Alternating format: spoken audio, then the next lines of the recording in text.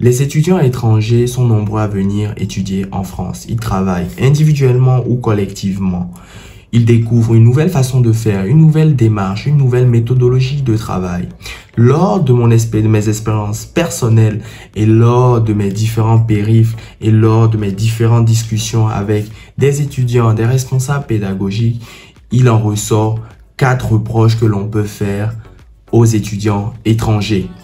Tu aimerais savoir lesquels? C'est juste après le générique.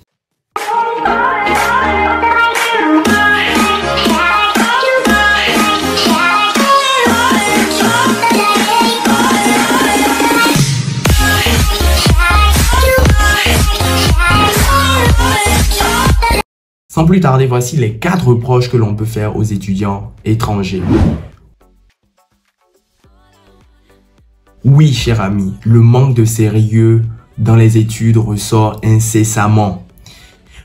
Cela peut s'expliquer du fait que les étudiants étrangers, pour la plupart, découvrent un nouveau pays, découvrent un nouvel environnement.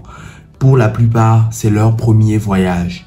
Ils profitent de ce fait au maximum de la vie en parallèle des études. Ils font la fête, ils sortent tout le temps, ils vont au spectacle, ils vont s'amuser et malheureusement négligent leurs études. Quand il s'agit de déposer à temps une partie de leur travail de groupe, ils le font de manière négligée. Ils ne déposent pas à temps. Cela même se remarque dans leurs notes. D'autres restent focus sur les jobs étudiants, font plus de 20 heures, dépassent même la masse horaire autorisée et sacrifient leurs études. Je ne veux aucunement les juger, mais il est important, cher ami, toi qui m'écoutes, que tu puisses faire la part des choses. Oui, il faut que tu t'amuses. Oui, il faut que tu fasses un job étudiant pour payer tes charges. Mais la raison fondamentale pour laquelle tu es venu en France est étudier. Il faut que tu aies une vision long terme. Il faut que tu saches qu'il est important que tu aies de très bonnes notes, que tu sois bien formé pour par la suite trouver aisément un stage, une alternance, un CDI et non que tu te fasses embobiner, que tu te fasses emporter par les distractions et par les jobs étudiants. 2.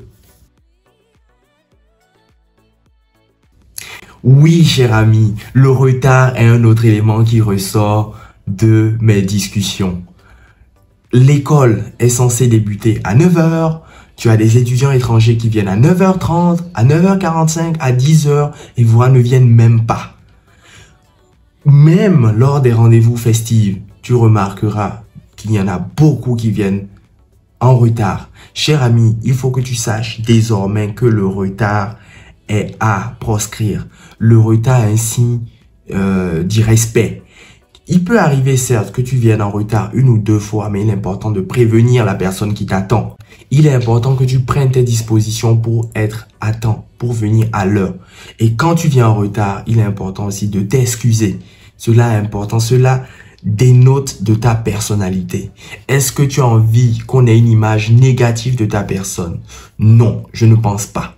Donc, prends tes dispositions, soit à l'heure à l'université, soit à l'heure lors des rendez-vous de groupe, soit à l'heure lors des rendez-vous festifs, soit à l'heure pour tes formalités à la mairie ou à la préfecture. De toute façon, tu sais que tu n'as pas le choix pour la mairie et la préfecture parce qu'il s'agit pour la plupart des papiers.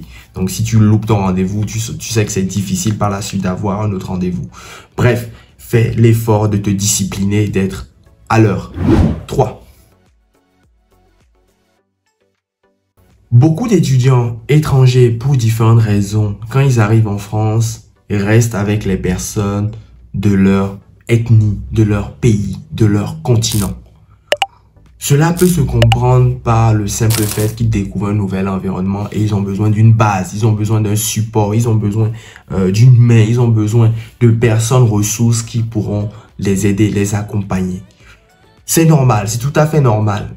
Mais par la suite, il est important, cher ami, de ne pas finalement s'éterniser dans ce type de groupe, avec ce type de personnes. Il faut que tu puisses t'ouvrir aux autres. Tu es dans le pays de quelqu'un d'autre, il est important que tu ailles vers ces gens, que tu puisses échanger. Je ne te dis pas que ça sera facile. Je ne te dis pas que les premières personnes que tu croiseront seront très gentilles, très ouvertes. Mais en persévérant, en persistant, tu tomberas sur des personnes à même de créer une amitié avec toi, de t'aider. Car tu es venu en France, pas pour rester avec les personnes comme toi. Tu es venu mettre au défi tes préjugés, tu es venu t'enrichir, tu es venu mettre à contribution tes pensées. Et quoi de mieux en s'ouvrant aux autres, en s'ouvrant aux personnes qui vivent dans le pays. Il y va de même car cela va te permettre, cher ami, de pouvoir aisément t'intégrer. Car l'intégration est primordiale dans la réussite du projet d'études et professionnel. 4. Nous avons encore en 2023 un manque criard d'éducation. On fait certaines choses qui pour nous paraissent normales, évidentes, alors que pour d'autres, c'est un signe d'irrespect. C'est un signe d'anormalité. Il ressort, cher ami, des discussions que j'ai eues que beaucoup d'étudiants étrangers ne savent pas dire merci, ne savent pas dire bonjour, ne savent pas dire s'il te plaît, ne savent pas dire, bref, les règles de base que l'on connaît tous. Cher ami, il est important de montrer une bonne image de ta personne. La première impression qu'on a de toi est une impression qu'on garde à vie et qu'on te colle, cher ami. Et pour retourner la vapeur, il sera important de faire 8 fois plus d'efforts qu'au début. D'où l'importance, cher ami, d'avoir le réflexe de dire bonjour, de dire merci, de dire s'il te plaît.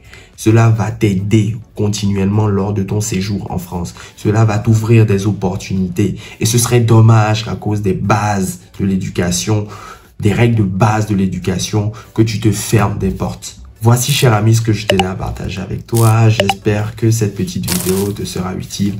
En attendant la prochaine vidéo, prends soin de toi et à très vite. Ciao.